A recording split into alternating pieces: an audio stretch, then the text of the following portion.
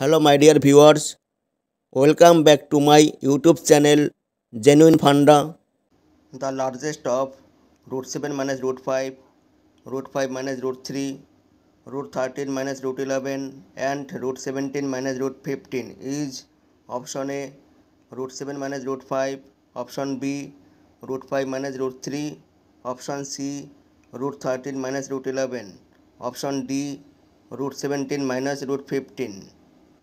Solution trick: if the question is in the form of root a minus root b and difference is equal, that means 7 minus 5, 5 minus 3, 13 minus 11, 17 minus 15, all difference are equal, that is 2. Then if the addition is smallest, the number will be largest.